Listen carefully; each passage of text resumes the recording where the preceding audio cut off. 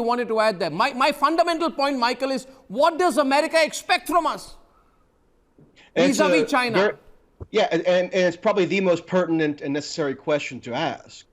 Because if what the congressman, the Indian American congressman who was played at the beginning of the segment, Mr. Thanadar, said comes to pass, and India and the U.S. forge closer ties on a variety of fronts, including military ties, then it should be more plainly communicated what the current military/security strategy is of the United States vis-a-vis China. Because although we're all aware of the historic issues that have surfaced between India and China, launching a full-fledged war in the South China Sea is an entirely different thing. And it should be more forthrightly communicated that, for example, one of the guests that you had on earlier, John Bolton, the former Trump administration and Bush official who resigned and is now at loggerheads with Trump, he visited recently in Taiwan with the leader, Tsai. And as you may know, John Bolton is one of the absolute most hawkish, you might even say belligerent advocates of a foreign policy perspective in the United States. And President Tsai, or the leader Tsai of Taiwan, is increasingly aligning herself with the prerogatives of this more hawkish element in the United States security establishment.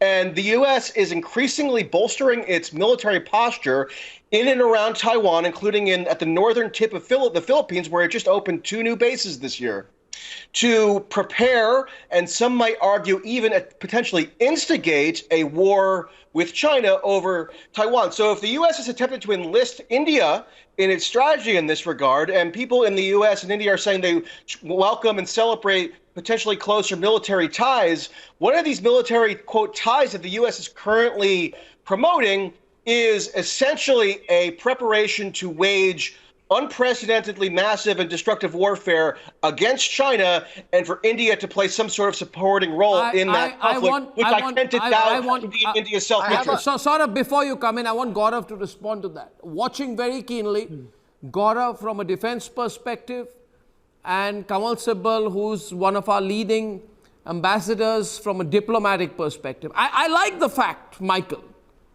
that you're pushing the envelope on this.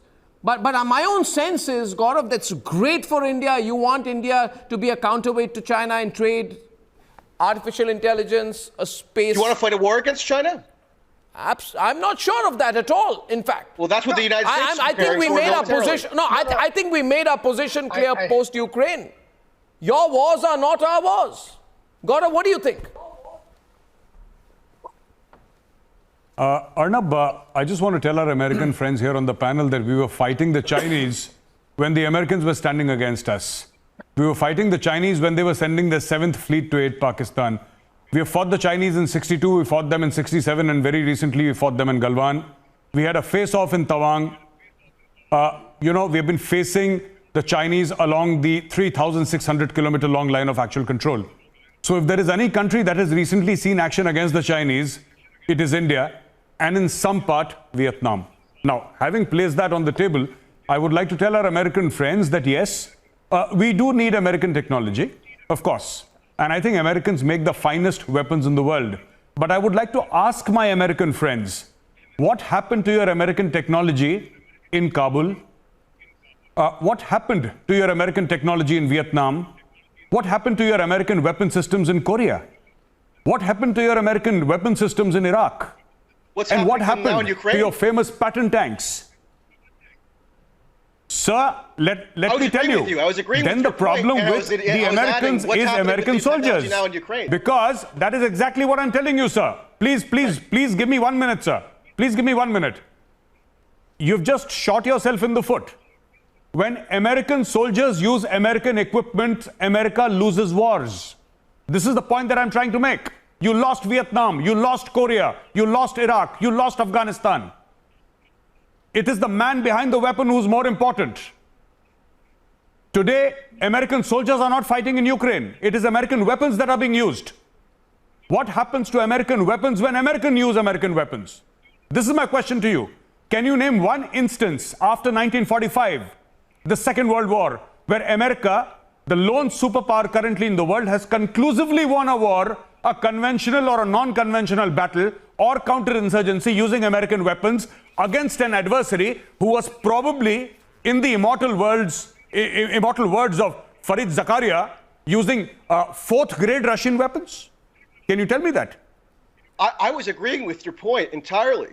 In fact, I was trying to further support your point by noting that just as American technologies are unaccounted for in Afghanistan and in the past Vietnam and so forth, just so today is there a huge black hole around the ultimate destination of various Ukraine technologies that are being flooded into Ukraine militarily in terms of weapon systems and so forth that are still being concealed from the public in terms of the true scope of that intervention. But the ultimate point is, I was in agreement with you with, and the Ukraine angle actually further bolsters the point as well, because what the U.S. was trying to do in Ukraine from 2014 to 2022 was all in the name of deterrence, meaning militarizing Ukraine, having increasingly belligerent and confrontational drills held in Ukraine, just like they've been doing in the South China Sea, furthering what they call military-to-military interoperability with Ukraine, all to deter, quote-unquote, Russia from invading. Well, what happened? Russia was not, quote, deterred, and the deterrence strategy itself was probably more like a provocation or instigation. That's what they're replicating in Taiwan right now, exactly, and that's what they're trying to recruit India into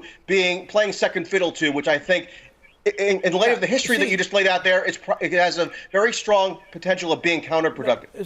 See, Michael, I think what you and Gaurav are saying in a way is the same thing, but I would like Peter to come in on this. Saurabh wants to come in on this. Kamal Sibal, I would like to go to him again.